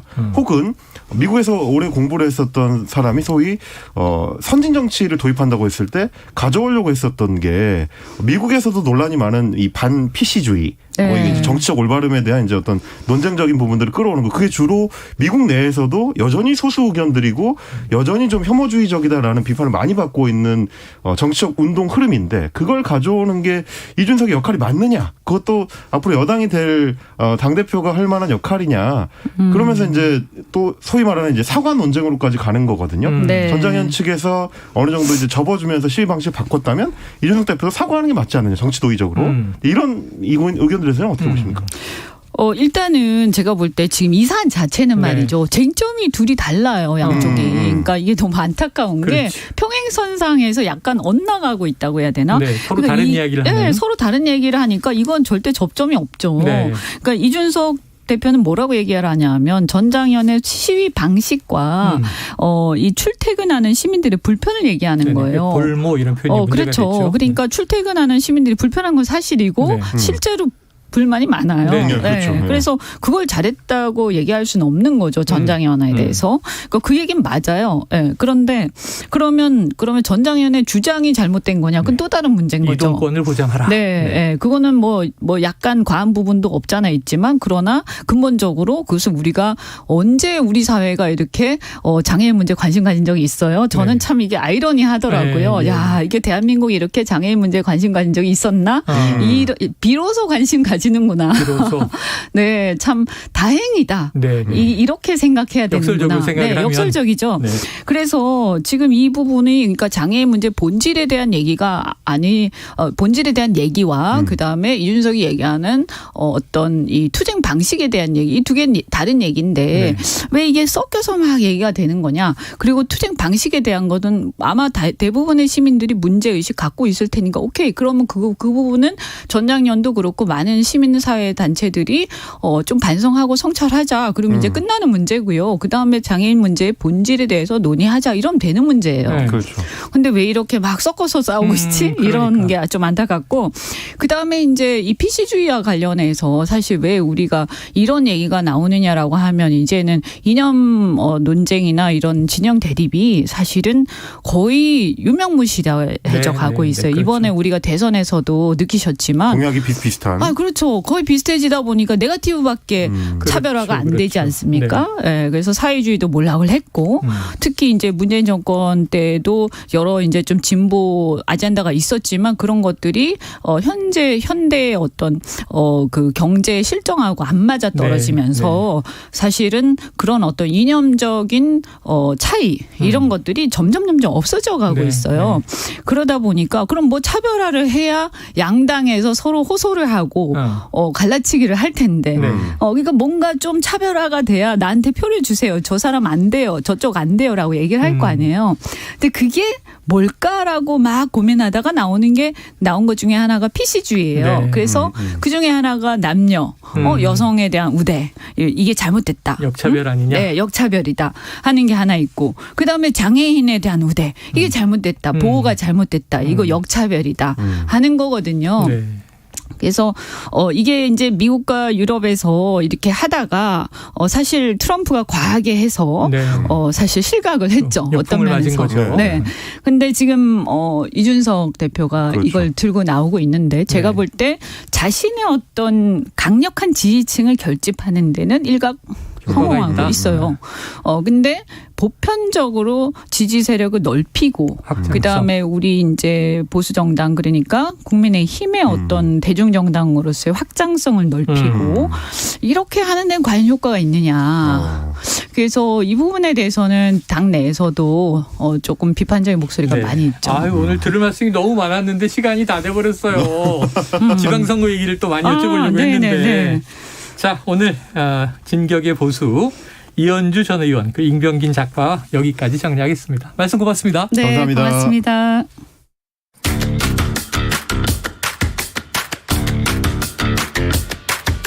지금 여러분께서는 KBS 1라디오 최영일의 시사본부와 함께하고 계십니다.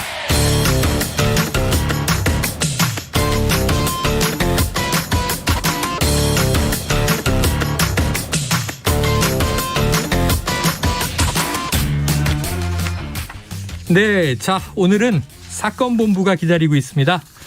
자, 사건본부 매주 수요일에 뵙고 있는 배상훈 프로파일러 나와 계십니다. 어서 오세요. 안녕하세요, 배상훈입니다. 자, 그리고 알려드릴 사안은 저희가 치킨본부를 열고 있다는 거. 그래서 청취율 조사 기간 이번 주와 다음 주까지인데요. 문자 보내주신 분 중에서 추첨을 통해서 치킨 쿠폰을 보내드리니 짧은 문자 50원, 긴 문자 100원이고요. 샵 9730으로 많이 참여해 주시기를 부탁을 드립니다. 자, 배 프로파일러님, 요즘에 프로파일러의 시대가 된 거 좀 실감하세요? 그냥 좀 따라다니고 있습니다. 예능에도 막 나오고. 예. 네. 근데 좀 이렇게 주역을 하셔야 되는 거 아니에요? 아니, 전 조연에 만족하고 있습니다. 네. 배 교수님의 예능감 사실은 상당하신데 우리가 수요일마다 다룰 때 너무 안타까운 사건들을 다루니까 그런 또 캐릭터가 나오시기는 쉽지 않아요. 지금 포털 커뮤니티에서 크게 화제가 되는 사건, 이른바 가평 계곡 살인 사건. 지금 공범으로 지목된 이은혜, 조현수, 지금 행방이 묘연한데 이 사건은 언제 어떻게 일어난 사건이에요? 네, 사건 자체는 2019년 6월 30일 날 벌어진 이은혜 씨의 남편 윤모 씨가 가평에 있는 용소계곡이라고 하는 굉장히 그 다이빙 명소라고 하는 데에서 익사 상태로 익사한 사건입니다. 근데 당시에 가평경찰서에서는 사고사로 처리를 했고요. 뭐 다른 어떤 문제 제기가 좀 있어서 4개월 뒤에 2019년 10월에 일산 서부경찰서에서 수사가 제기됐고 1년여 동안의 수사 그리고 그 뒤에 또 검찰 수사를 통해서 다시 제기돼서 지금은 인천지검에서 이 이은혜, 조연수 그리고 한 사람 더 3명을 공범으로 지목해서 수사 중 작년 12월 13일 날 1차 소환 조사를 마치고 그 다음 날 다시 소환을 하려고 했는데 응하지 않고 도주한 거죠. 나머지 한 명의 공범은 지금 구치소에 있습니다. 사건은 2년여가 됐는데 우리 대중들이 이제 알게 된 것은 결국은 이게 처음에는 사고산 줄 알았더니 아니다. 살인 아니냐. 그래서 경찰 조사, 검찰 조사 다 가고 소환까지 했는데 사라져버렸다. 그렇죠. 이야. 자, 그래서 공개 수배가 된 사건으로 지금 아주 뜨겁습니다. 지난 4개월 동안 카드나 전화를 사용한 흔적도 없다고 하고. 어떻게 추리하세요? 14일 날, 12월 14일 날, 바로, 그 뒤에는 카드라든가 휴대폰 산지 훅 없고. 그러면은 이게 분명히 이 둘이 상당히 그 준비를 했을 것이다. 현금이라든가. 아니면 이런 어떤 도주지. 은신처. 예. 그런데 이제 문제는 외부로 나간 흔적은 공식적인 건 없다고 합니다. 이제 출국 기록 얘기를 하는 거죠. 근데 출국 말고 뭐 말한 밀항이라든가 아니면은 뭐 이런 경우 있을 수 있지만은 최근 코로나 시국이기 때문에 중국 동부 해안이라든가 일본 서부 해안 남부 해안은 사실은 그렇게 밀항이 용이하지 않습니다. 그리고 비용도 뭐 비용이라고 표현은 그렇지만은 이게 뭐 적지 않은 비용이 암암리에 이제 거래 가격이 있으니까 그건 사실 불가능하다고 치고 국내에 있을 가능성이 훨씬 높다고 보고요. 국내에 있을 가능성이 높은데 상당히 준비를 했기 때문에 카드나 전화 없이 흔적을 남기지 않고 지금 버티고 있는 거 아니냐 하는 이제 가능성을 얘기해 주셨습니다. 생활 반응이 너무 없다 보니까 이런 경우가 있잖아요. 그 범죄를 저지른 범인의 경우도 극단적인 선택을 하는 경우 이런 반응도 이제 뭐 하나의 가설로 나오긴 하는데 자, 워낙 전문가시니까 이런 유형의 범죄자들 심리를 보면 그럴 가능성도 있긴 있나요?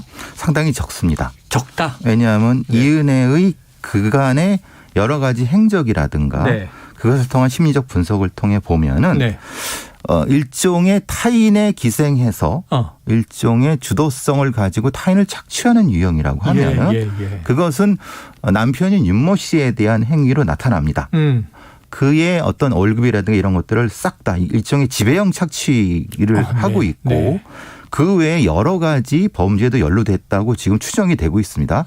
전과 기록도 상당히 많습니다. 그래요? 이 공범 셋이 상당한 전과 기록이 있는 것이 보도되고 있고요.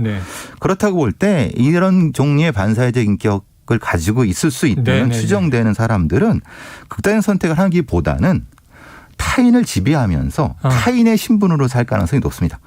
그래서 그것을 보통 리플리 증후군이라고 하기도 하고 미니하우젠 증후군이라고 하는 그런 유형일 가능성을 조심스럽게 추정해 봅니다. 아유, 지금 막 배 교수님 얘기해 주고 계신데 스튜디오 안에 저렇게 이제 뉴스 모니터에 지금 그 얼굴이 지나가서 깜짝 놀랐어요. 그런가요? 계속 공개 수배되고 있으니까 이 사건이 그만큼 지금 뜨겁습니다. 자, 이 피해자 윤모 씨가 사망한 그날로 돌아가 보죠. 사건이 벌어진 곳은 용소계곡 가평에 아까 말씀해 주신 곳인데 이게 수심이 한 4m 정도 되는 다이빙 명소 폭포 관광지인데 근데 어떻게 이 익사로 그러니까 사고사로 처음에 오인할 정도로 일이 벌어진 거예요? 당시에는 7명이 일행이 있었고요. 일행이 7명 많네요. 그리고 2명 커플은 따로 떨어져 있었고 현장에는 5명 있었다고 합니다. 남자 셋, 여자 둘입니다. 여자는 이은혜 그리고 남자는 돌아가신 분, 그다음에 조연수 그리고 공범으로 지금 지목되어 있는 구치소에 있는 3명 남자가 있었고 그 3명의 남자 중에 제일 마지막에 뛰어내린 게 돌아가신 분이고요. 그 앞에 조연수와 다른 공범이 그 자리에서 일종의 먼저 뛰어내렸고. 먼저. 예, 저 피해자분은 나중에 뛰어내린 상황. 네. 그리고 그것을 앞에서 이은혜 씨와 보고 있었던 그 상황이 대략적으로 이제 현장 상황인데요. 네네. 그래서 이제 누가 밀었던 건 아닌 것 같은데 거기까지 올라가게 된 이유, 거기까지 가서 뭘 하게 된 이유가 이들이 그러니까 아까 3명의 공범이 일종의 권유, 압박 이런 걸 해서 결국은 들어가게 됐고 구하지 않는 부작위에 의한 살인.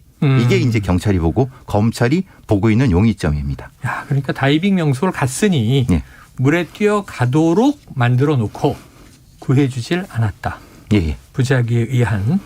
자, 지금 얘기를 들으면서 그런 정황이었구나 하는 건 이해가 되는데 납득되지 않는 게 있어요. 지금 피해자와 공범 2명의 관계인데 자, 아내와 남편, 부부가 이제 피서를 갑니다. 6월 말이니까.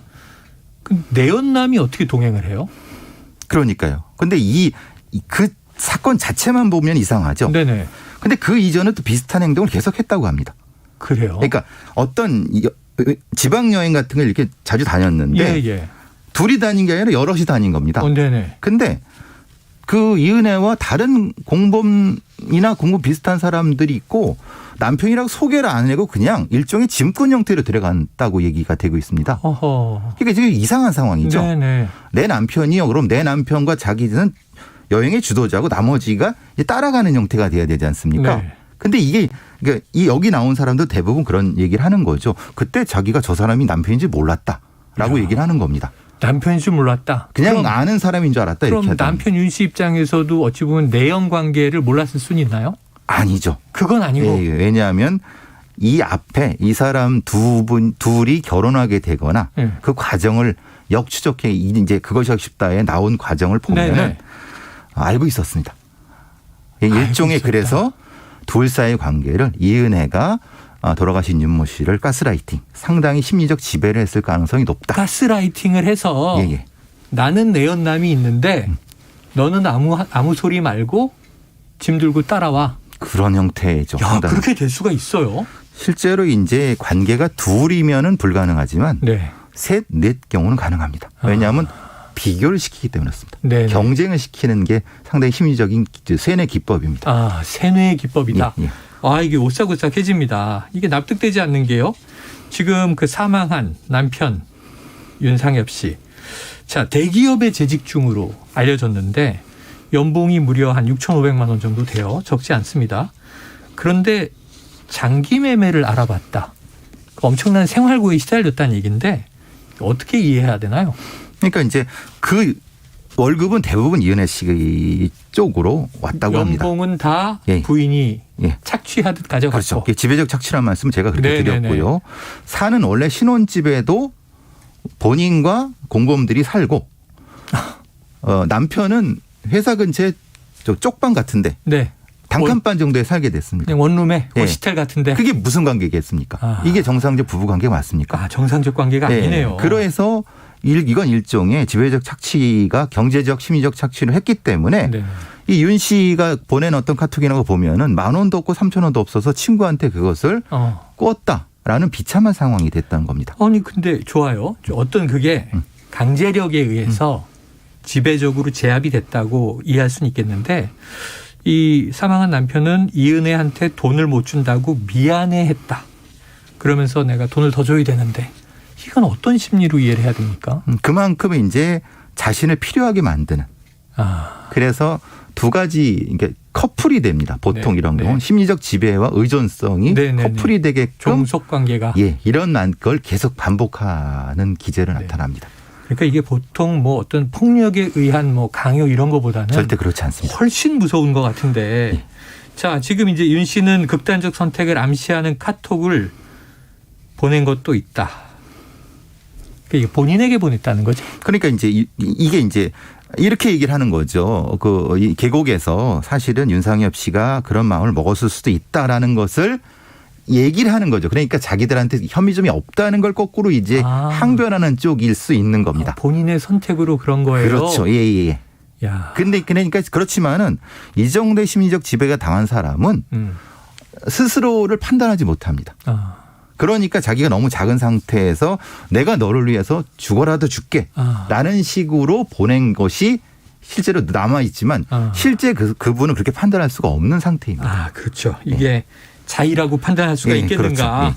자, 심지어 이은혜 주변에 다른 남성들도 의문의 죽음을 당했다는 이야기가 나오고 있는데 이 경찰이 확인해 준 바는 없어요.